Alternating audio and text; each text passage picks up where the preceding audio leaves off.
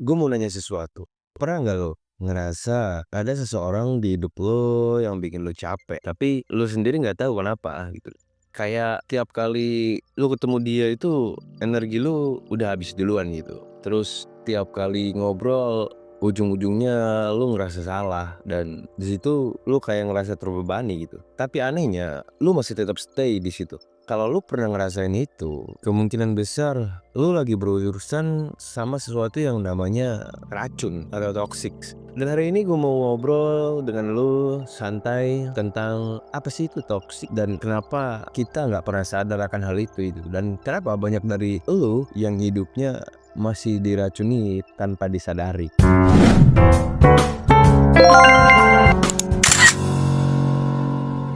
Kita mulai dari yang simpel dulu. Toxic itu bukan cuma orang yang suka marah-marah atau ngata-ngatain atau bikin drama gitu ya.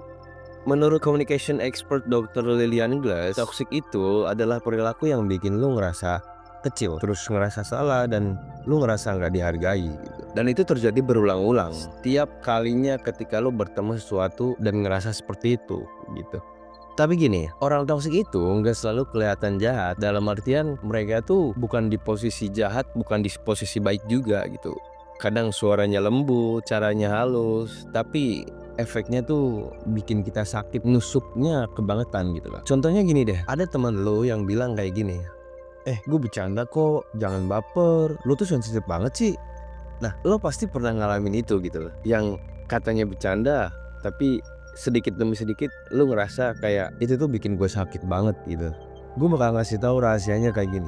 Toxic itu gampang masuk karena sering dibungkus sebagai kepedulian gitu loh. Jadi kayak semacam manipulasi lo dengan cara peduli. Kadang yang lebih berbahaya itu orang toxic yang memang menyelimuti ketoksikannya dengan cara simpatik, kepedulian, entah itu kepedulian, rasa sayang dan lain sebagainya gitu. Kayak gini, gue bilang gini supaya kamu jadi lebih baik loh. Padahal kalimatnya secara tidak langsung lu itu ngejatuhin mental lu gitu loh. Dan kebanyakan orang seperti itu tidak sadar akan apa yang mereka bicarakan kepada kalian gitu loh. Justru mereka secara tidak sadar bilang seperti itu, tapi itu bikin lu ngerusak mental lu gitu. Menurut psikolog Dr. Andrea Bonner, toxic itu sering datang di orang-orang paling dekat gitu, keluarga, temen, sahabat gitu. Bahkan pacar sendiri juga bisa, pasangan kalian juga bisa jadi datang dari toxic itu sendiri gitu. Makanya lu susah sadar gitu akan hal itu tuh jadi terlupakan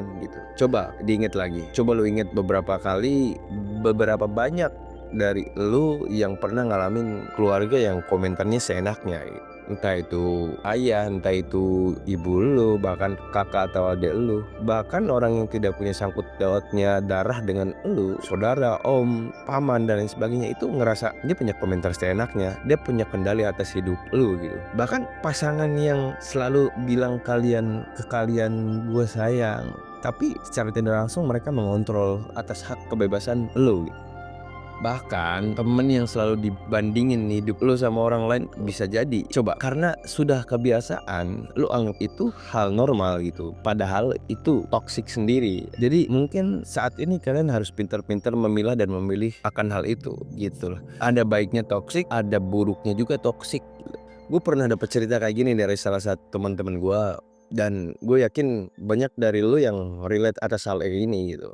Gue nggak tahu relate apa enggaknya, tapi semoga kalian jangan pernah ngalamin hal kayak gini gitu. Dia bilang gini ke gue, kayak gue punya temen dari SMA, tapi tiap dia ngeritik gue atau komentar soal gue, pasti ujung-ujungnya cuman mau ngejatuhin mental gue gitu. Kayak semisal dia tuh bilang, lo makin gemuk, lu yakin bisa? Terus kayak itu bukan level lu, dan dia tuh kadang pernah bilang kalau gue diem katanya gue baper. Nah di situ akhirnya dia percaya kalau dia tuh sensitif gitu, padahal bukan dia yang salah, lingkungannya aja yang toksik. Jadi itu tuh bisa mempengaruhi hal yang seharusnya itu bukan jadi sensitif, dia malah jadi sensitif atas hal yang telah dialamin gitu. Itu teman gue. Dan tanda-tanda lo sedang di hidup lingkungan toksik itu sekarang banyak. Gini, coba lu cek diri lu sendiri. Gue sebutin satu-satu tandanya.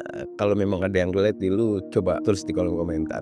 Yang pertama, lu sering minta maaf meski di situ posisinya lu nggak pernah salah. Dan kedua, lu ngerasa capek mental, bukan capek fisik. Jadi setiap lu ngadapin orang yang ngobrol dengan lu energi lu terkuras secara langsung. Yang ketiga, lu mulai kehilangan diri lu sendiri. Jadi jati diri lu sudah terhilangkan. Yang keempat, lu takut bikin orang kecewa walaupun dia nggak pernah peduli sama lu gitu loh. Kalau barusan lo mikir anjir itu gue banget, gue ngerti kok. Dan posisi itu lu nggak sendirian gitu. Pertanyaannya, kenapa orang toksik itu susah berubah? Kita sering mikir gini, kalau gue kasih tahu baik-baik, dia bakal berubah gitu. Tapi menurut psikolog Dr. Ramani Durvasula, yang orang toksik itu biasanya punya pola pikir seperti ini gitu loh. Mereka selalu ngerasa benar, lu jelasin panjang lebar pun itu kayak percuma gitu loh. Yang kedua, mereka tuh pakai kelemahan lu buat counter attack lu dan lain sebagainya gitu. Yang ketiga, mereka nggak mau tanggung jawab.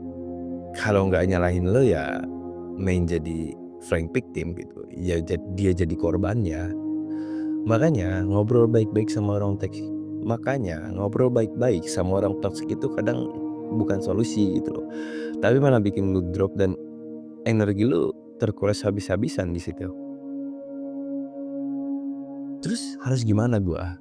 Ya, gue tahu hidup nggak sesimpel bilang udah tinggalin aja.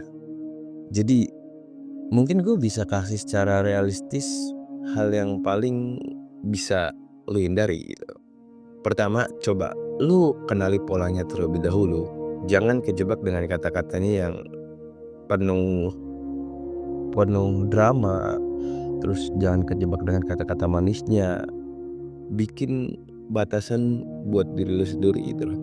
Sesimpel kayak kalau lu mulai merendahkan gua stop buat ngobrol gitu loh. Di sini kita cuma cari sharing dan lain sebagainya. Simple aja, lu bikin batasan itu gitu loh. Cari support system yang lu bisa percaya terhadap dia gitu loh. Satu orang pun sudah cukup sebenarnya. Dan kalau lu punya banyak orang yang dipercaya, bisa jadi itu hal yang bagus gitu. Yang keempat tuh, kalau batasan lu dilanggar, ya lu punya hak untuk tidak melanjutkan obrolan hal yang itu gitu loh. Jadi pergi itu bukan sekedar tanda lu lemah atau gimana, itu tanda lu sayang sama diri lu sendiri dan lu sudah seharusnya cabut dari situ. Gue cuma mau ngingetin lu satu hal, toksik itu kayak racun yang nggak kerasa itu. Dia ngegrowth-growthi mindset lu, hati lu, dan percaya diri lu pelan-pelan. Sampai suatu hari lu sadar, gue udah bukan gue yang dulu. Dan lu yang biasanya lu senyum, lu kebanyakan murung, dan kebanyakan cepet terkuras energinya karena berhadapan orang-orang toksik. Kalau saat lu ini lagi berjuang buat keluar dari hal kayak gitu, gue sangat bangga sama lu. Dan lu berhak punya hidup tenang, lu berhak punya hubungan yang sehat, lu berhak dicintai tanpa harus disakiti gitu. Dan selama lu masih ada di sini dengerin video ini, gue mau lo tahu lu nggak sendirian di sini. See you in the next video. Bye bye.